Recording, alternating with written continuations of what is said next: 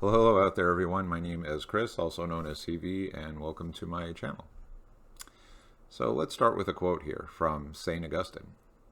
Right is right, even if no one is doing it. Wrong is wrong, even if everyone is doing it. End quote. Discussion over, right? I sure wish that were the case, yet here we are, 1600 years after St. Augustine uttered those words, still fighting about right versus wrong. Sometimes I don't know whether to shake my head in sheer disbelief, or maybe just stretch out on my living room couch here, munch on some popcorn, and marvel at the numerous YouTube and TikTok videos by or about numerous people who seem hell-bent on burning society to the ground. What is at the root of this overwhelmingly difficult fire to contain? The answer, moral relativism. And what is at the root of moral relativism? Our fallen nature. But for the purpose of this video, let's sort through what exactly entails moral relativism and why it is a staple in the secular world. Thankfully, the video titled How Moral Relativism Ruins Your Mind and Soul, produced by the TFP, well, that is Tradition Family Property, Student Action, TFP Student Action, sorts out this topic like a champ. And if you are now asking, who are these TFP guys so bold to make this video? Well, TFP for short, as I'll be calling them throughout the rest of the video, are a group of young Catholics who protest moral relativism and do street evangelization at college campuses throughout the world. Their YouTube channel has its own batch of numerous videos, at least 300, though in TFP's case, they exemplify what it means to stand up for morals and values. TFP stands together, dressed in suits, while they hold large banners displaying the topic they are protesting, whether that be abortion, gender identity debate, the breakdown of the nuclear family, and subjective truth being conflated with objective truth, to name a few. And all while frequently enduring a firing line of angry, often belligerent and insulting mobs of counter-protesters. Yet TFP TFP presses on quite courageously. It is really impressive, I must say. And I can somewhat relate in my own experience doing street evangelization. Just holding up a sign about the need for morals and values, or that these teachings come from Catholic Christian belief, is usually met by those who intentionally look the other way when passing by, or who scowl and shake their heads in silence, or who shout profanities and repeatedly give the middle finger, or who throw tantrums and purposely scream over conversations in order to gain control, and or who are physically threatening or try to destroy protest signs and religious items.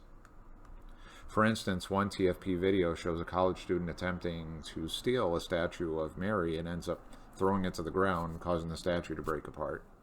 The student then runs off while the TFP team recollects their items and again keeps pressing on.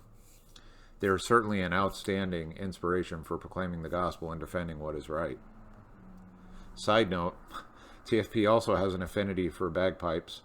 TFP proudly plays them outside of praying the rosary or chanting in unison about why moral relativist ideas are destructive. I have to admit I'm not a fan of the bagpipes, but I'm still a fan of TFP. Now, without overdoing the gushing about TFP, here are some key points to keep in mind when watching the recommended video, my recommended video for this week, How Moral Relativism Ruins Your Mind and Soul. First, as I often say, it is important to get definitions in order when discussing a subject. And it is particularly important when discussing social topics, philosophy, or religion and spirituality, as these discussions can get emotionally charged and muddied with subjective worldviews and incorrect terminology. Therefore, the video begins with the definition of relativism, that is, truth that is based on opinion or personal preference. Now from there, we can discuss truth as what conforms to reality, as well as how subjective views of truth fall to pieces and are sometimes even self-refuting. Based on this, TFP presents 7 key flaws in moral relativism, or with moral relativism. Here is a brief description of each. 1. There is no absolute truth. Now, moral relativists often unwittingly refute their own arguments. For example, if someone proclaims there is no such thing as absolute truth, ask this question: do you absolutely believe there is no absolute truth? In other words, if you are absolutely sure something is not true, you well do in fact believe in absolutes. Next common sort of objection out there. What is true for you is not true for me. Everyone has their own truth. TFP explains that this violates the principle of non-contradiction, as defined in the Merriam-Webster.com. Quote, contradictory positions cannot both be true at the same time and in the same sense. So that's the definition of, again, the principle of non-contradiction. So then when we ask the question, is murder wrong? It is either objectively wrong or not wrong at all. It can't be both wrong and right. It is not conditional. Note, I am talking specifically about the word murder here, not about the necessity to kill in self-defense. TFP makes this same point in the video, including showing that if someone attempts to give a subjective answer about murder, then that person cannot claim to have a strong moral grounding. Number 3, since moral values differ from culture to culture, morals are therefore relative, right? Well, TFP astutely points out that all cultures across the world hold similar values, even if they differ some in how they apply those values. Those values include the right to life, justice, compassion, courage, honesty, and loyalty. Further, all cultures in general shun murder, theft, and dishonesty. Think the Ten Commandments or even the Golden Rule, right? In other words, natural law also has a hand in guiding morals and values. Now to number 4, perception is reality, right? This one is at the crux of the debate about gender identity. That is, the idea that all humans are infinitely malleable in their identity. Therefore, we can claim to be any form of being we, quote, feel inside, and we can apply any word to describe any way we want to identify, as long as we choose to perceive it that way. For example, today I'm a 6'5" Chinese woman. Or the Empire State Building is made of Legos, just because I think so. Or the Earth is flat, because that's what I want to believe. Or if I wake up one morning and decide I'm an elephant, that is completely acceptable, and I expect everyone around me to agree accordingly. Except there is one pretty significant gotcha with all of that. Perception must conform to reality.